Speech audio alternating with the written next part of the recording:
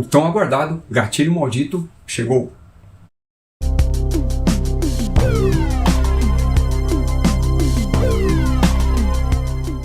Saudações rebelianas, pegou a referência aí? Antes de eu apresentar esse material como um faroeste, seja ele de qual gênero narrativo for, eu vou deixar claro que trata-se aqui de uma publicação do universo da 2000 AD. Apesar de grande parte dos materiais dessa editora lançadas aqui no Brasil serem publicados pela Mitos, a gente também tem outras editoras que publicam esses materiais aqui no Brasil também. No caso, eu me refiro aqui à Alta Geek, que é um selo editorial da Alta Books, que está lançando no ano de 2023, Gatilho Maldito. O título original seria Icabod Azrael. Eu já cheguei a comentar a respeito do anúncio desse material em um vídeo em que eu falo de outros anúncios também relacionados a essa temática, de faroeste. O que a gente vai encontrar aqui? Apesar de ser um faroeste, em toda a sua concepção, por ser também um retrato de uma época, como praticamente todo faroeste é, essa daqui não é uma história de bang bang tradicional. O que a gente tem aqui é, na verdade, um World Western, ou seja, uma história de faroeste com elementos sobrenaturais que compõem esse gênero, esse estilo narrativo único, muito comum nas publicações de Mágico Vento, Zagor e ao próprio Tex, algumas vezes.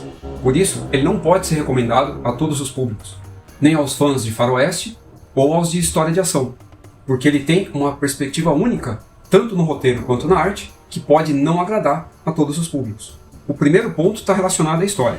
Como eu havia dito, a gente tem aqui um panorama todo sobrenatural. É uma história bastante violenta, de vingança e não de redenção, como acontece algumas vezes, e que retrata vários períodos da história americana.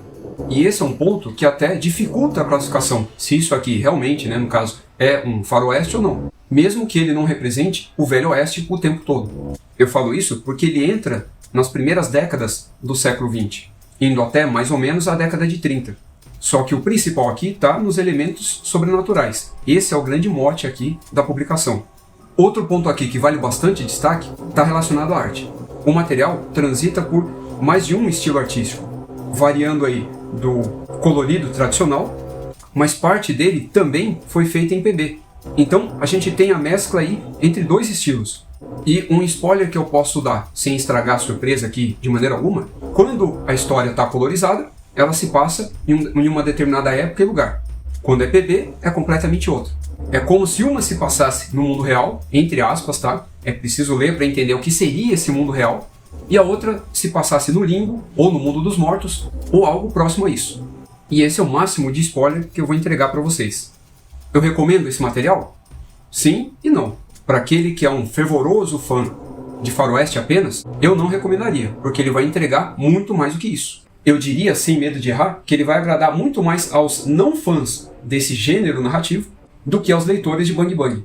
A gente vai ter aqui uma história de terror que flerta muito mais com o universo do Hellboy, do Hellblazer, com as histórias do santo dos assassinos e com o faroeste sobrenatural do próprio Howard. É isso que você vai encontrar aqui. Outro ponto que vale a pena ser destacado está relacionado ao valor. Essa publicação ela tem um preço de capa de R$ 79,90, R$80. Pelo preço de capa fica difícil indicar, mas há uma justificativa para ela custar isso. O que encarece ela, em primeiro lugar, seria a tiragem baixa. Depois, é o fato dela ter sido feita em papel couché e colorido, mesmo que hajam partes em PB aqui.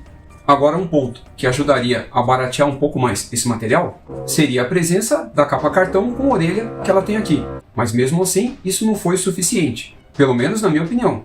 A editora ela pode alegar que, se tivesse capa dura, esse material chegaria a R$100, ou até passaria disso. Quanto a isso, eu não posso afirmar nada. Para quem tiver interesse e quiser arriscar, eu vou deixar o link do material aqui para comprar na Amazon. E esse foi então Gatilho Maldito, a dolorosa jornada de Icabod Azrael. Então foi isso, um grande abraço e até o próximo vídeo.